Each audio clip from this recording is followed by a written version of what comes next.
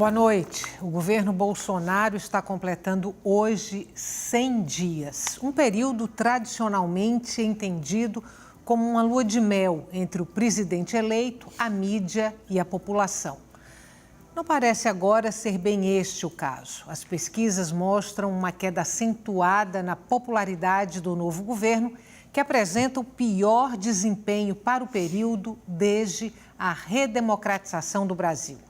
Os 100 primeiros dias do governo Bolsonaro é o tema de hoje do Opinião Pernambuco. Participam do nosso programa o cientista político e professor da Universidade Católica de Pernambuco, Juliano Domingues, o jornalista Sérgio Montenegro e o professor de Economia da Universidade Federal Rural de Pernambuco, Luiz Maia. Boa noite, grata pela presença de vocês hoje aqui no Opinião Pernambuco. Falei de queda na popularidade do novo governo e queria começar essa conversa com vocês pela pesquisa mais recente, que é a pesquisa Datafolha. Foram 3 praticamente seguidas, Ibope, Atlas Político e Datafolha, cujos resultados foram divulgados no dia 7. Vou trazer alguns números e vou pedir para que vocês comentem esses números, façam a gente entender que números são esses. Governo Bolsonaro, índices de desaprovação, 30% nesses 3 primeiros meses de governo, 100 dias de governo, contra 19% de desaprovação do governo Collor, 16% de desaprovação de Fernando Henrique Cardoso, 10% de desaprovação de Lula e 7% de desaprovação de Dilma. Lembrando que, quando ele foi eleito, havia uma expectativa positiva na casa dos 65%. Juliano. Bem, em primeiro lugar, boa noite. Boa noite, Luiz, Sérgio, Estela, telespectadores. Bem, Estela, acho que a análise desses números precisa estar inserida no contexto de 100 primeiros dias atípicos para início de governo, né? Acho que a gente precisa começar a analisar os 100 primeiros dias levando em conta os antecedentes. O período eleitoral, que foi um período atípico, né, já foi objeto de conversa nossa aqui, e algumas características atípicas também se encontram nesses 100 primeiros dias. E aí acho que a gente não pode esquecer o fato do presidente, nos primeiros dias de governo, ter sido submetido a uma cirurgia. Isso é uma variável relevante nesse processo. Além do fato de ser um presidente vinculado a um partido com dificuldades, né? O PSL, vale lembrar, foi um partido que abrigou o presidente durante o período pré-eleitoral. Então, não é um partido com uma organicidade, né, enraizado, como eram o PT e o PSDB quando tiveram presidentes eleitos. Então, mas aí vou lembrar de Collor, que também tinha um partido que foi improvisado. Isso. Então, talvez, assim como aconteceu durante o período eleitoral, o que mais se aproxima do momento que a gente tem vivenciado agora é o período, né, dos primeiros dias do ex-presidente Fernando Collor. Então, a gente observa ao longo desse período uma série de episódios. A gente poderia passar um programa inteiro aqui citando os episódios que a gente poderia classificar como, às vezes, até bizarros, né, para um início de governo, que tendem a interferir no que você muito bem chamou de lua de mel. Então, isso acaba comprometendo aquilo que normalmente acompanha um início de governo, que é o capital político herdado ainda do período eleitoral. Sim. E que, de certa forma, sofreu um abalo e os números apontam isso. Levando em conta ainda que, durante o período eleitoral, uma parcela razoável do eleitorado, que é aquilo que a literatura chama de o eleitor volúvel, ou seja, não é aquele eleitor fiel a determinado grupo, esse eleitor ele se posicionou favoravelmente a Bolsonaro e foi decisivo no processo eleitoral. É um eleitor que, diante de uma percepção não tão positiva assim do governo, tende a ser mais impaciente, pouco tolerante, e aí, então, diante de uma pesquisa de opinião, tenderia a reprovar ainda nos primeiros 100 dias do governo. Tirando esses aspectos que já foram apontados aqui por Juliano, o que você acha que pode explicar essa queda de popularidade do governo Bolsonaro nesse início de governo? Bom, Estela, veja só, o que eu vejo, assim, eu concordo com o que o Jolino falou, realmente há uma série de fatores políticos, fatores de relacionamento e tal. Eu queria me ater um pouco mais, então, à questão do discurso. O discurso do Bolsonaro, na campanha, era um discurso dativo, vamos dizer assim. O que ele, aquilo que ele falava o que o eleitor queria ouvir. E aquilo atrai não só o eleitor fiel, como o eleitor volúvel também. Quando você chega e toma posse e sente o impacto da posse, que a impressão que me dá é que ele não estava preparado para o tamanho do cargo, ou o tamanho da máquina que ia encontrar, e o discurso dele começou a oscilar. Não é mais aquele discurso forte da campanha, é o discurso de faz isso, recua, vai aqui, recua. Entra o filho no meio e diz uma coisa, usa muito a rede social sem uma norma, pelo menos, vamos dizer assim, alguém que faça uma vigilância, não escreva isso. Então, ele enveredou por um discurso perdido e aquilo faz com que o desgaste aumente. Não tem lua de mel que resista com um discurso que não é aquele discurso que combine com o que o eleitor queria antes das urnas. E um segundo fator é que a gente está vendo um índice de 30% de rejeição aí, mas se você levar em conta que a votação foi bem próxima dos 50 a 50, né, esse índice de rejeição ele leva alguns eleitores arrependidos, mas ele leva também um montante de oposição grande que ele tem e que ele vai enfrentar, deve enfrentar ao longo de todo o governo, que é o pessoal que votou no PT, o pessoal em Haddad, o pessoal que era eleitor de Ciro Gomes e votou contra o Bolsonaro. Esse pessoal não vai mudar de discurso. Se mudar é um ou outro, não tem aquela mudança em massa do discurso. Então, esse discurso vai continuar dando essa diferença da pesquisa. Agora, que o presidente e seu staff têm contribuído para não reverter esse processo, isso é inegável. A gente vê na televisão todos os dias. Luiz, eu vou trazer para você os dados de uma outra pesquisa. Esses dados foram divulgados pelo Caderno de Economia do Estadão no dia seguinte à divulgação Datafolha. Os dados são os seguintes. Foi um levantamento feito com agentes do mercado, agentes do mercado financeiro. Então, essa pesquisa, esse levantamento mostra que a aceitação de Bolsonaro, classificada como boa e ótima nesse segmento, caiu de 70% no mês de fevereiro para 28% em abril. Ruim e péssimo subiu de 3% em fevereiro, quer dizer, 3% desse segmento da sociedade, mercado financeiro, 3%. Entendia em fevereiro o governo como ruim e péssimo. Quando chegou em abril, esse número foi para 24% e os que consideram o governo regular foi de 27% em fevereiro para 48% em abril. Estamos falando de mercado, que eu acho que é a sua área, que é a economia. Então, nessa transição, né, de um novo governo que se estabelece, a gente precisa lembrar, primeiro, que o país vem de uma recessão muito profunda e que, portanto, encontra ali alguma dificuldade com um nível muito elevado da taxa de desemprego e tal. Mas, em particular, da reação do mercado, o que se observa é que a maioria dos agentes, analistas, esperavam um início de governo semelhante àquilo que talvez tenha sido o início do governo Collor, com um conjunto muito grande de anúncios, medidas provisórias, alterações que prometiam alterar o funcionamento da economia muito rapidamente. A gente sabe que boa parte daquilo acabou não se tornando efetivo, né? Mas havia aquela agenda bastante intensiva de anúncios e o mercado, de alguma forma, diante de uma plataforma liberal que estava sendo colocada, esperava talvez esses primeiros 100 dias com esse mesmo dinamismo.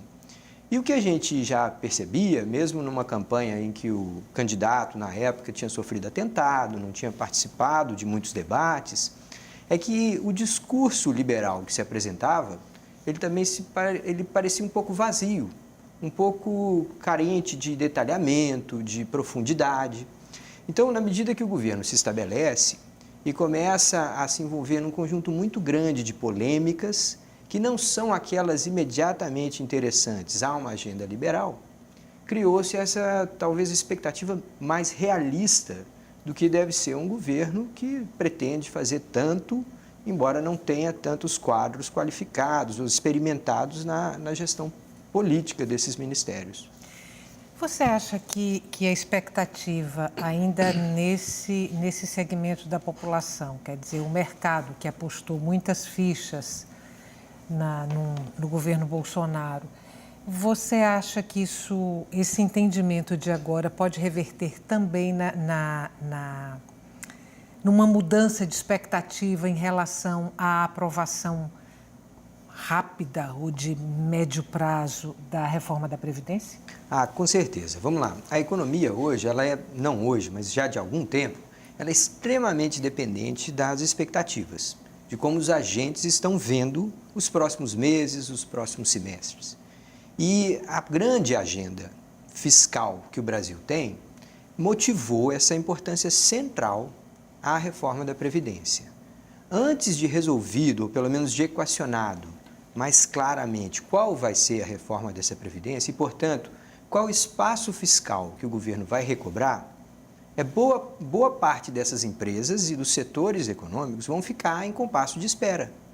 E com isso, essa situação de uma economia com muito pouco dinamismo, ainda com uma taxa de desemprego muito alta, vai acabar cobrando, né, o ônus político de quem está no poder. Estamos na casa dos 13 milhões, né, de desempregados. 13 milhões é um número bastante elevado, chega a 12,5% da população economicamente ativa. Esse patamar, ele já é por si só uma crise e todas essas pessoas, ou talvez uma boa parte dessas pessoas, também contava que a partir de um novo governo a gente fosse ter uma economia rapidamente se acelerando. É interessante até notar, Estela, que no passado as recessões no Brasil eram acompanhadas de recuperação muito rápida. Toda vez que a gente teve recessões mais profundas, a gente também saiu da recessão com uma aceleração, uma reaceleração bastante intensa da economia. E esse não foi o caso agora. Então nós temos aí desafios que são estruturais, que vinham sendo postergados há muitas décadas, e que, de repente, a expectativa, a formação de expectativa sobre o futuro próximo da economia fica em compasso de espera diante de uma aparente, talvez bastante já evidente, inabilidade do governo em conduzir essa agenda no Congresso Nacional. E aí, Estela, se você me permite, eu acho que quando você traz esse dado dos agentes do mercado, né, financeiro e compara com os dados, né, da pesquisa de opinião com o eleitorado em geral, é algo bastante relevante, porque, a princípio, a informação, ou seja, a resposta de um agente do mercado financeiro a uma pesquisa nesse sentido, em tese, é uma resposta mais informada. Ou seja, se o percentual, né, de quebra de expectativa dos agentes do mercado é maior do que aquela observada no eleitorado em geral, a gente observa que é uma tendência forte, né, de pessimismo diante do que está se verificando. E se os agentes do mercado financeiro têm essa percepção, em tese seria uma percepção mais informada de uma dificuldade que o governo vem enfrentando para não só pautar, mas também ter as suas pautas, né, aprovadas pelo Congresso, que se reflitam em retorno do crescimento econômico. E é ali que está o cenário de onde os investidores internacionais, o mercado internacional observa, né? Não observa nos eleitores, observa no nosso mercado. E aí Então, do ponto de vai vista... criando essa bola de neve que termina com que a coisa...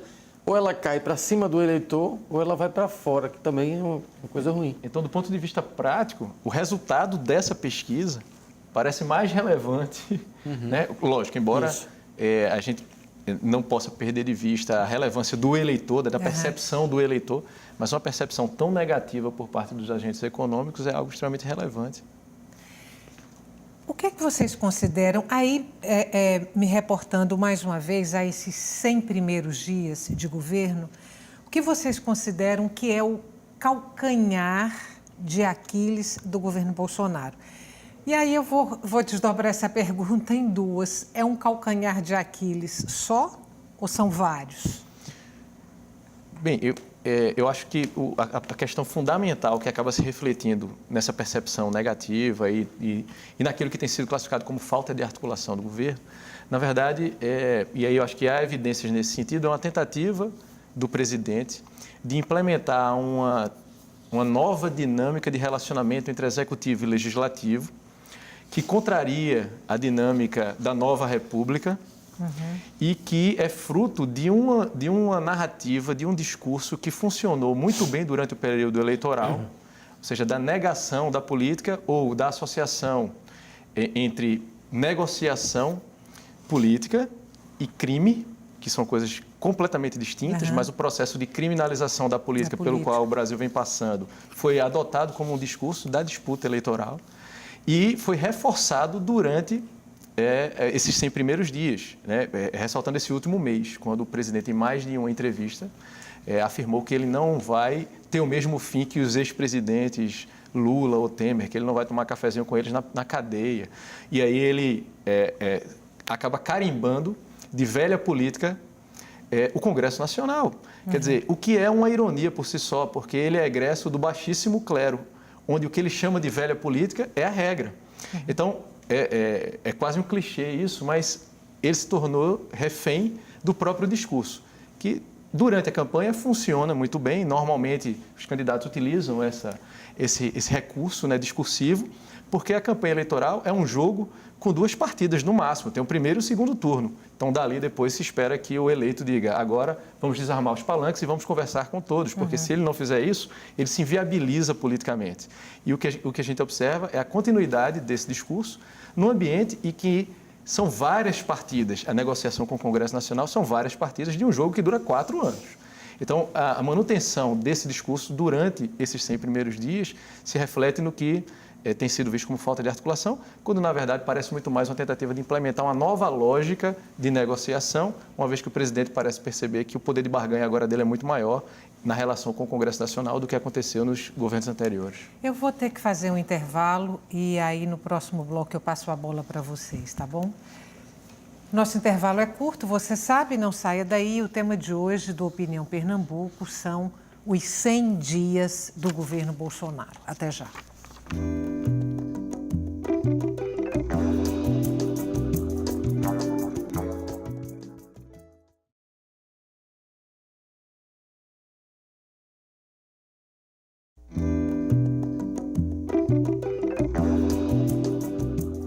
Estamos de volta com Opinião Pernambuco. O tema de hoje do nosso programa são os 100 primeiros dias do governo Bolsonaro. Participam o cientista político Juliano Domingues, também professor da Universidade Católica de Pernambuco, o jornalista Sérgio Montenegro e o professor de Economia da Universidade Federal Rural de Pernambuco, Luiz Maia. A gente, no bloco anterior, tinha começado a falar dos calcanhares de Aquiles, os possíveis calcanhares de Aquiles do governo Bolsonaro nesses 100 primeiros dias. Juliano se colocou, eu chamei intervalo e deixei vocês dois de fora. Vamos retomar por aí. Completar a fala de Juliano novamente, porque assim, a gente está mais ou menos... Parece que está batendo na mesma tecla, mas ele falou no discurso. Eu acho que há um calcanhar de Aquiles muito forte na comunicação, como um todo, não só no discurso, mas na comunicação do governo. Na campanha foi um tipo de comunicação que funcionava, né, que o presidente Bolsonaro usou na campanha de redes sociais, e aí entra muito essa questão dos robôs e tal, mas enfim, ele passava a mensagem direto para o eleitor, ele explorava as redes porque ele não tinha tempo na TV. Agora ele tem todo o tempo do mundo na TV e isso expõe, porque a TV não é a mesma coisa de ele passar um Twitter ou uma mensagem. A TV, ela expõe o que está acontecendo. Né? E você tem aí, para gravar isso, essa tentativa de dar um bypass no viés institucional da comunicação e falar direto com o eleitor, como faz o Trump nos Estados Unidos, ou pelo menos tentou fazer, está diminuindo essa coisa lá também, de falar direto com o eleitor via Twitter e tal, aquilo ali, ele suprime um segmento que é a imprensa, a comunicação, e ao mesmo tempo desequilibra o feedback dele. Então, aquilo que eu falei no primeiro bloco, não tem alguém que diga a ele o que está acontecendo, ou pelo menos é o que parece. Né? É uma pessoa que avalia a comunicação dele, o retorno da comunicação dele, que aquilo deu certo, aquilo não deu, parece que está sendo feito de uma forma absolutamente amadora. Eu não sei se isso tem a ver com o temperamento, com o estilo, ou se é, de fato, uma inexperiência muito grande, um despreparo para aquilo que ele ia pegar quando assumisse. Porque a comunicação do governo é basicamente metade do governo. Se você tem uma comunicação ruim... Não pode ser uma estratégia. se é uma estratégia, eu acho que é uma estratégia um tanto masoquista, porque ele já avançou muito mais do que deveria nessa estratégia masoquista dele aí. Está difícil de recuperar uma popularidade de 30% de desgaste, que é uma popularidade recorde. Ele está vendo isso acontecer. Não é possível que não tenha alguém que analise essa pesquisa e diga para ele, a não ser que ele não queira ouvir. Né? Ou então que ele tenha conselheiros, como ele tem alguns conselheiros ali, que parece que jogam contra. Não é que não jogam, talvez seja inexperiência dos conselheiros, talvez seja um clima de arrogância que veio da campanha, de vamos dominar aquilo ali, né? Nós somos os certos. Não é bem assim quando você vai tratar da questão institucional. A campanha é uma coisa, a instituição é outra. E aí a comunicação de campanha é uma, a comunicação institucional é outra. E é nesse campo aí que eu acho que o calcanhar é grande, o calcanhar de Aquiles. Ele está precisando dessa...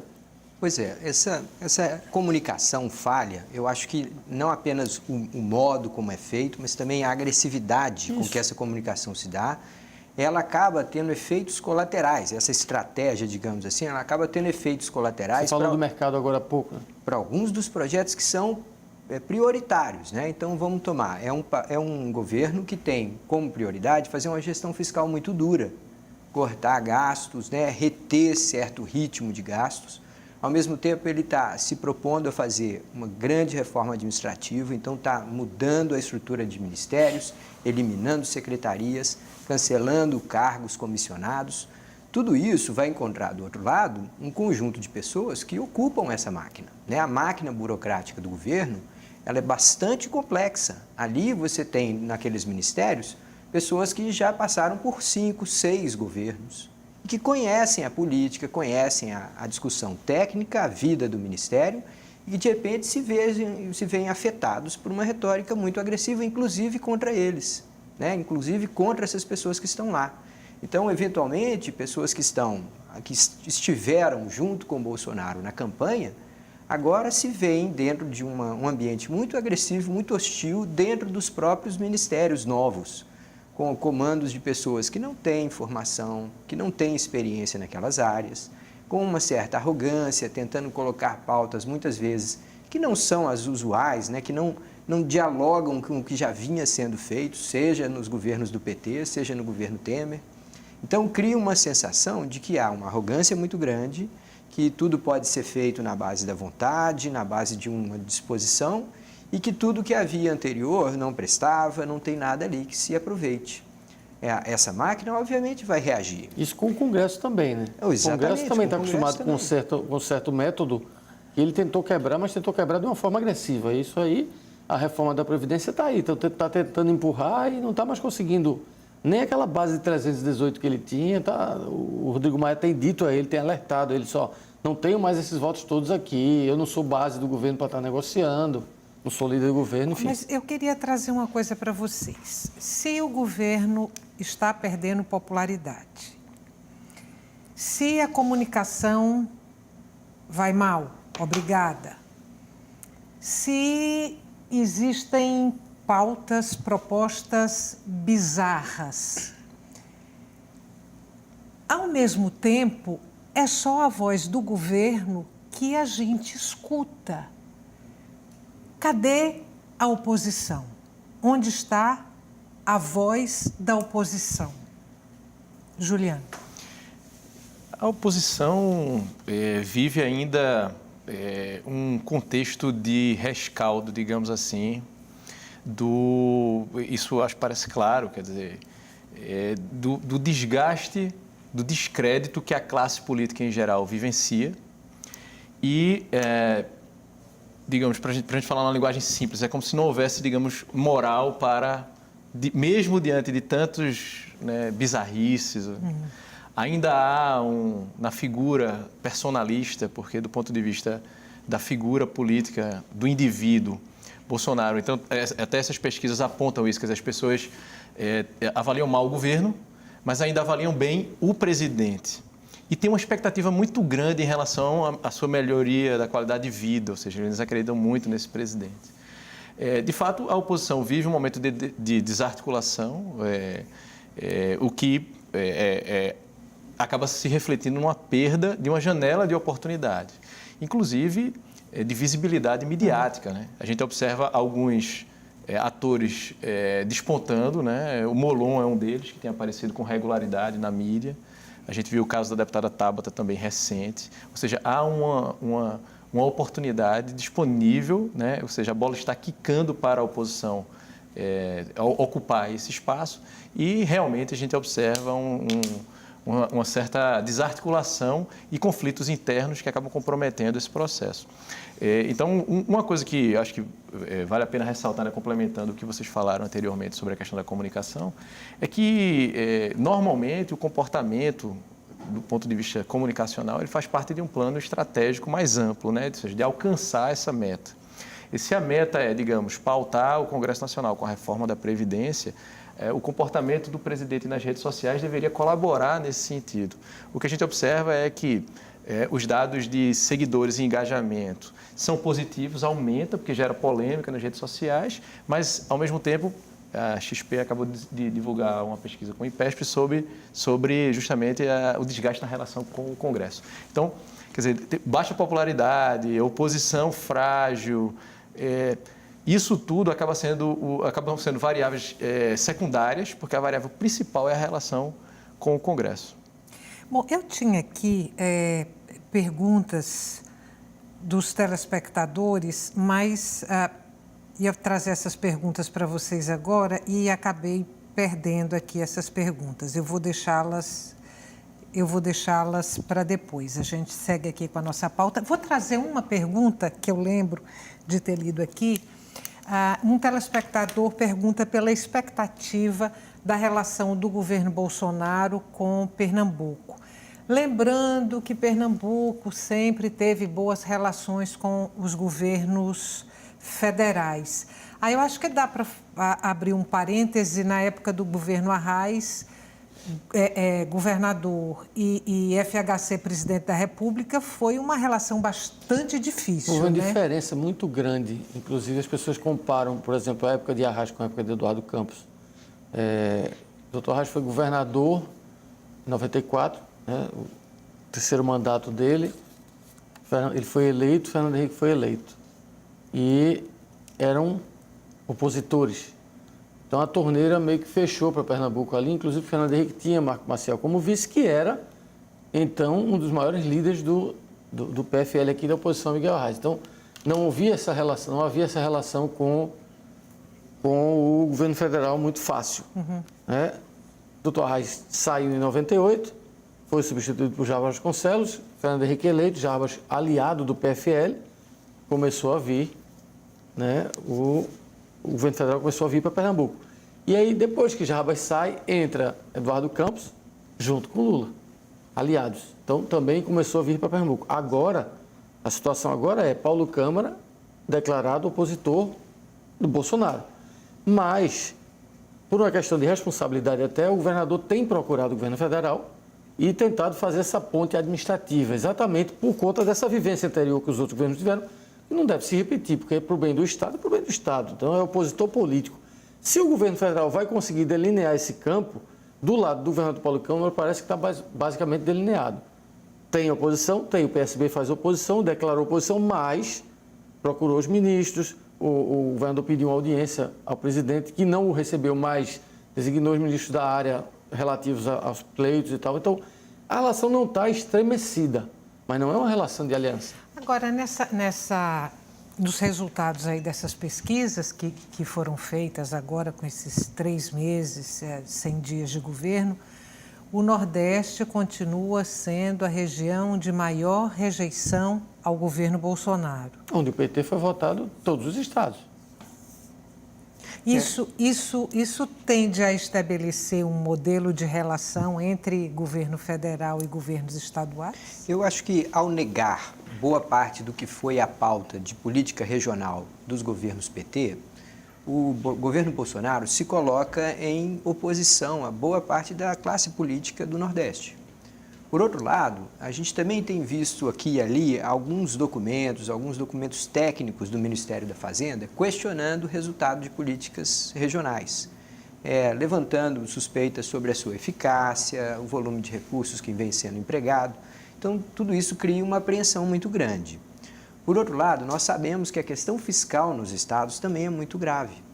Então, a maior parte dos governadores observam e torcem pela aprovação da reforma da Previdência, mesmo que não falem, mesmo que não queiram sacrificar o seu capital político numa defesa aberta do projeto de reforma da Previdência. A questão fiscal é muito grave na União como um todo, mas em particular nos estados. Então, isso coloca os governadores, por um lado, como apreensivos em relação a essa agressividade em termos da agenda de política regional, mas também ansiosos por ver algum tipo de sinalização de que o governo federal assuma o risco da reforma da Previdência e que eles tenham, de alguma forma, um desafogo, um certo sossego na equação fiscal, que é muito complexa, né? Não é só o estado de Pernambuco, boa parte dos estados do Nordeste estão vendo seus gastos ultrapassarem os limites prudenciais, ultrapassar os limites de alerta, né, da Lei de Responsabilidade Fiscal, e sabem que o enfraquecimento da proposta de reforma da Previdência vai gerar, aqui nos estados, a necessidade, eventualmente, de uma reforma mais dura.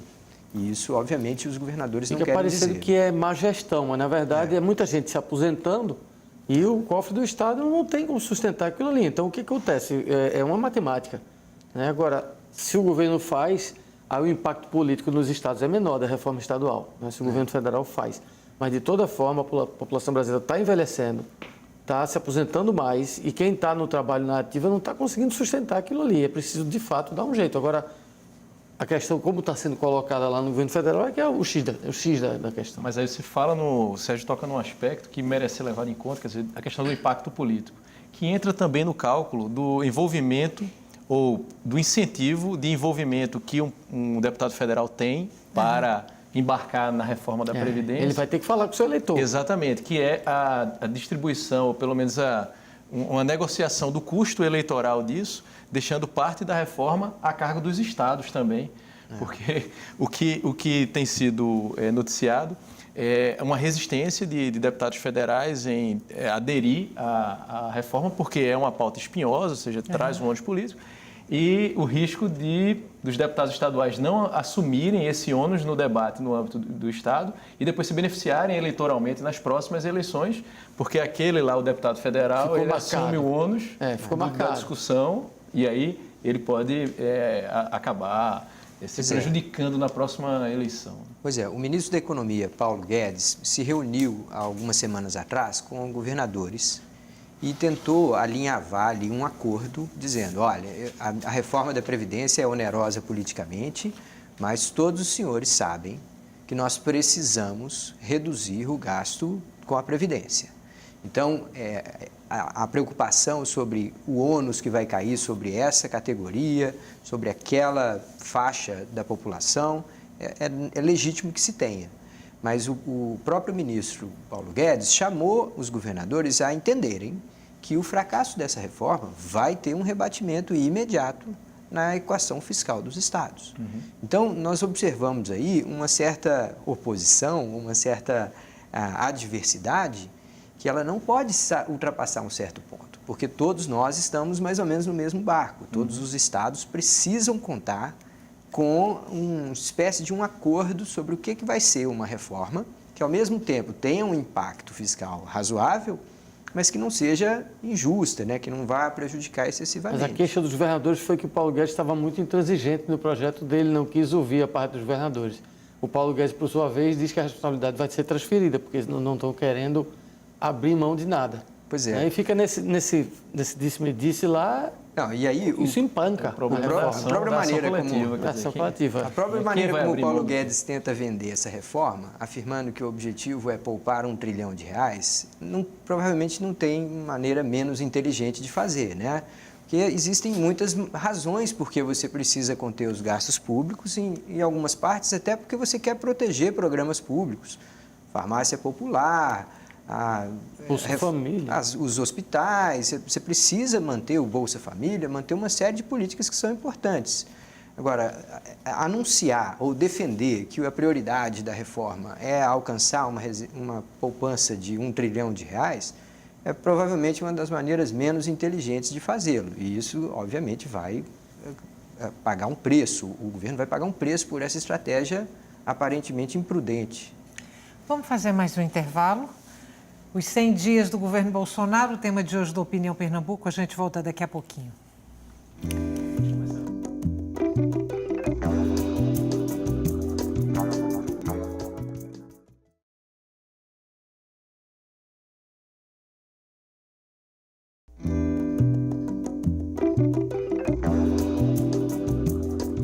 Estamos de volta para o terceiro e último bloco do Opinião Pernambuco. Os 100 primeiros dias do governo Bolsonaro é o tema de hoje do Opinião Pernambuco.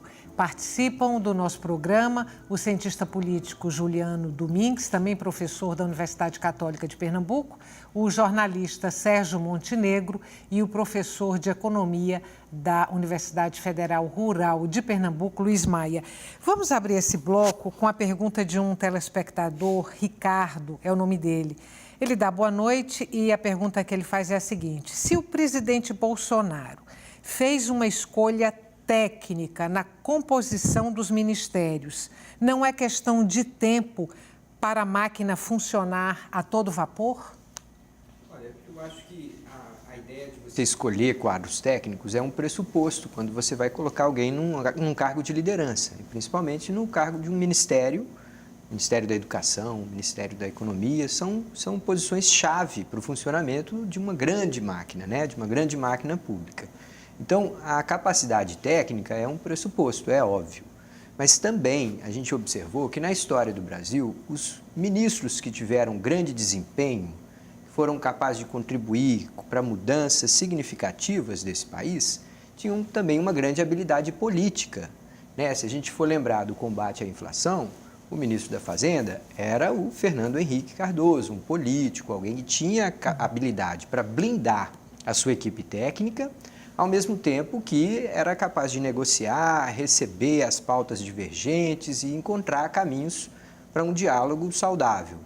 A mesma coisa aconteceu no governo PT com Antônio Palocci, que também era um político, também foi capaz de atrair quadros técnicos para compor equipes bastante robustas, mas que era hábil o suficiente para negociar, para acalmar os mercados, para eventualmente encontrar pontes, né, e evitar essa animosidade excessiva entre oposição e governo. E o que a gente está vendo agora não é isso, né? A gente está vendo são pessoas que, além de não aparentarem ter grande conhecimento das áreas que estão assumindo, não têm experiência prévia naqueles ministérios ou naquelas máquinas, elas também não estão adotando um discurso conciliatório, um discurso equilibrado. Muitas vezes elas estão jogando, digamos, gasolina na fogueira e participando dessas grandes polêmicas que atrasam o país de enfrentar os problemas que tem que enfrentar. Vou voltar para a pesquisa. Ela aponta um empate de popularidade entre Bolsonaro e o vice-presidente Mourão. A minha pergunta para vocês é a seguinte: Mourão está estrategicamente construindo uma liderança paralela? Eu não vejo assim, não. Apesar de parecer que ele tem tomado atitudes um pouco mais sóbrias, vamos dizer assim, do que do presidente, um pouco mais conscientes.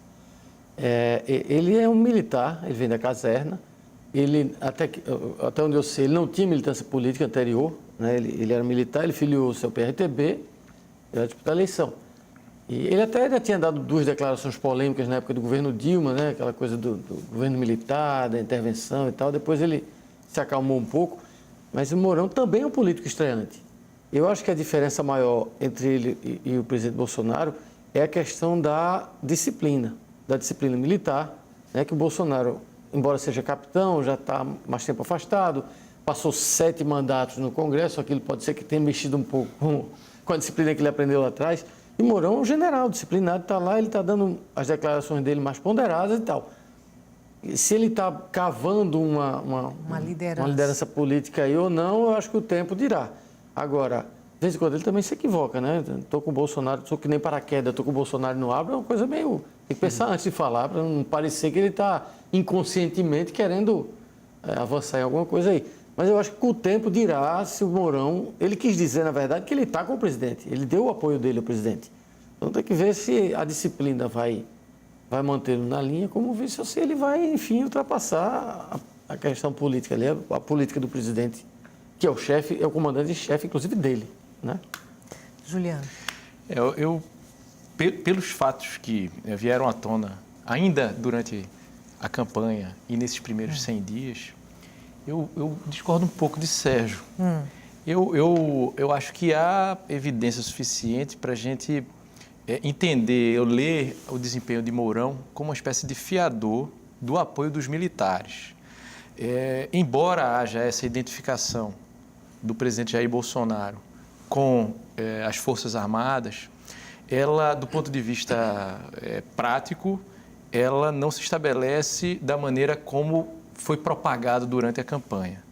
Isso foi noticiado durante o período eleitoral.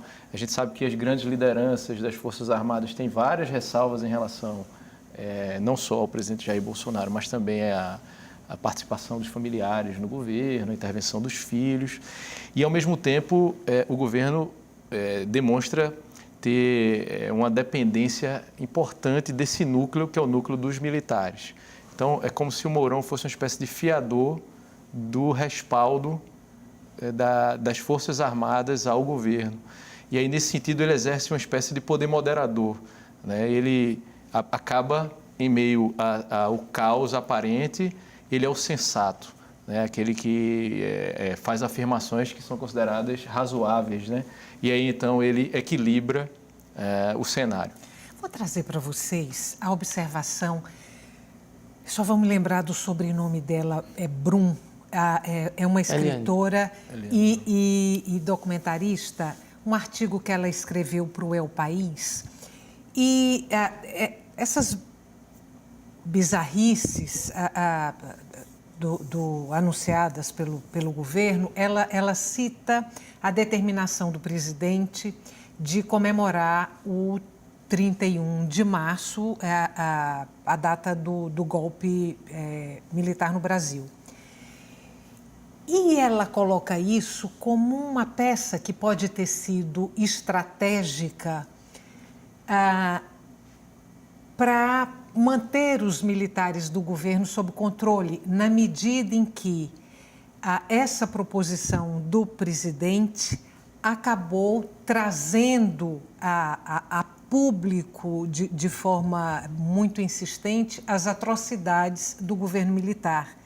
Então, que ele estaria, ao mesmo tempo em que parecia defender o governo militar, ele estaria, na verdade, jogando os militares aos leões, porque todos os crimes de tortura e de perseguição política foram relembrados com essa proposição meio estapafúrdia do governo.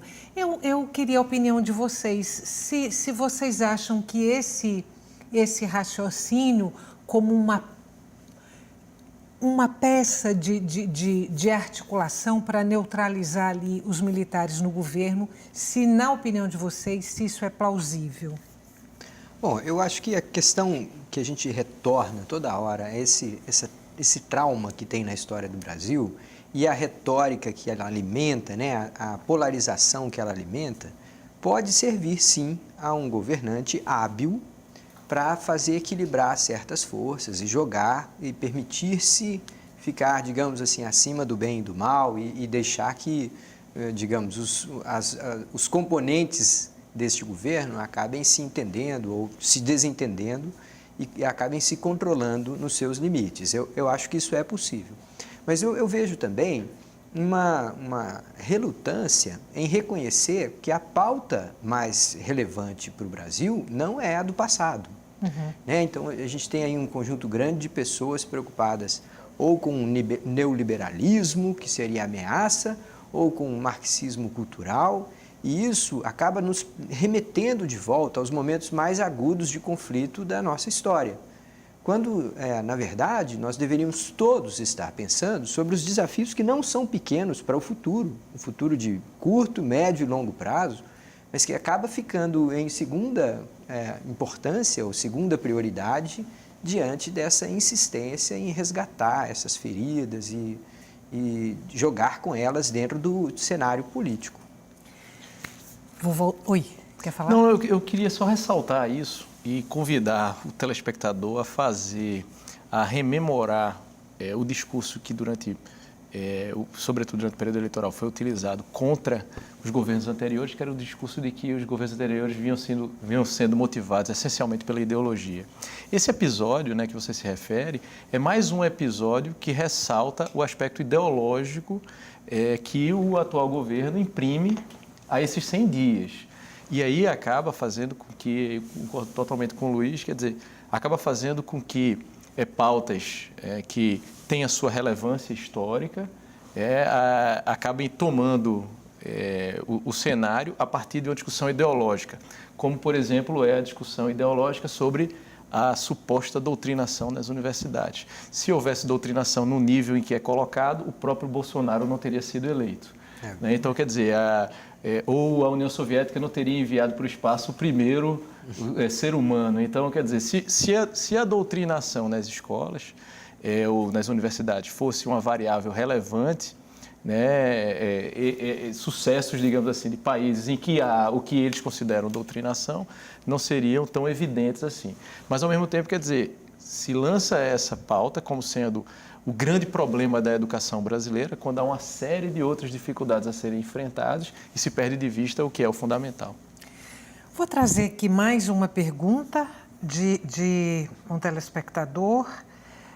Gostaria de saber a opinião dos entrevistados acerca do futuro cenário em relação aos concursos para o funcionalismo público no Brasil. Bom, a declaração do ministro da Economia, Paulo Guedes, recente, numa apresentação, foi bastante óbvia. Ele acredita que há um certo inchaço, que há um certo excesso no funcionalismo público, e ele declarou abertamente que a intenção é reduzir o ritmo, ou às vezes até interromper o processo de concurso, de entrada de novos servidores e substituí-los, sempre que for possível, na forma de novas tecnologias. Então, ainda que isso seja plausível do ponto de vista técnico, é bastante provável que isso aconteça, a gente sabe que boa parte das categorias que existem dentro do serviço público tem um poder de barganha muito grande. Então, se em um determinado momento os auditores da Receita decidem pleitear um novo concurso, é muito difícil que o governo consiga segurar. E, como este exemplo, vários outros, né? A gente já viu esse quadro no passado. Então, a ideia de fazer o ajuste fiscal com base simplesmente na interrupção de concurso público é uma tática, além de muito arriscada, de impacto limitado. É preciso que haja uma certa sabedoria em reconhecer que certas áreas vão precisar de mais pessoas e, ao mesmo tempo, negociar para que esse processo seja um pouco mais lento até que se faça o ajuste fiscal. Essa habilidade, essa sabedoria, por enquanto, a gente não está vendo nenhum sinal dela existir. Vamos voltar para a pesquisa e a queda de popularidade do governo. Duas coisas que não foram tocadas aqui ainda, e eu queria saber de vocês se isso de alguma forma pode ter afetado essa popularidade que está em curva decrescente. O caso Marielle, a prisão ali dos suspeitos de terem praticado o crime e envolvimento com as milícias e um dos acusados ser morador do condomínio onde o presidente tem uma casa, e também ali as denúncias que envolvem o filho, que é o senador Flávio Bolsonaro, de apropriação inadequada, de salário de funcionários, enriquecimento ilícito, os laranjas, essa coisa toda. Isso afetou de forma significativa a popularidade do governo? Isso são questões pontuais, né? São denúncias, ou então a apuração do caso Marielle, a denúncia contra Flávio, são questões pontuais, mas que vão se somando a uma série de fatores que a gente está vendo. O caso Marielle, ele ocorreu durante o governo Temer ainda. Então, foi todo aquele ano que se esperou por uma solução, não veio a solução, havia uma intervenção no Rio de Janeiro, a intervenção terminou em dezembro, sem que houvesse solução do caso, e a gente entrou para o governo Bolsonaro com isso até que se chegou a esses dois suspeitos, vamos dizer assim, porque não foram ainda chamados de réus. De certa forma, uma questão pontual, mas que o Brasil inteiro esperava. Aconteceu e eu não vi muita ligação nisso com com isso prejudicando ou, de certa forma, beneficiando o governo Bolsonaro. Foi uma questão muito pontual. Deu-se a resposta que se esperava um ano depois, mas deu-se. Já o caso do Flávio, ele leva o sobrenome, ele é político, colocado na política pelo pai, e ele tem uma influência muito grande na cúpula do governo ali, a gente já viu isso desde a campanha. Então, eu acho que esse caso do Flávio Bolsonaro, sim, isso prejudicou mais o governo Bolsonaro do que o próprio caso da Marielle, que foi herdado, vamos dizer assim. Né? E talvez a captura dos suspeitos, isso pudesse ter sido até um fator para o governo transformar num bônus para ele. Capitalizar. Né? Capitalizar. Mas não houve também, foi neutro para mim essa questão. Tem um ponto que eu queria muito tocar com vocês, não vai dar tempo. Quem sabe a gente faz um programa sobre isso, que é a violência praticada por agentes, né, do governo. E aí eu estou me reportando diretamente agora aos 80 tiros ali que vitimaram aquela família negra que estava... E que faltou posicionamento, né? Não vai dar tempo. Eu tenho 1 minuto e meio, vou dar para você, Juliano, se possível, um prognóstico para os próximos 100 dias do governo Bolsonaro. É difícil, né? Diante das surpresas... Pegou a batata quente pior. Diante das surpresas que a gente teve nesses 100 dias, né, de tantos episódios que chamaram a atenção, mas eu acho que o que a gente precisa ficar mais atento é a relação que agora dá sinais, a partir dessas reuniões com os líderes de partido, a relação do Executivo com o Legislativo. Isso costuma ser fundamental, porque basta relembrar os governos anteriores, sobretudo o governo Michel Temer, que tem uma aprovação baixíssima. Isso não fez com que ele tivesse uma dificuldade no relacionamento com o Congresso, até o caso JBS.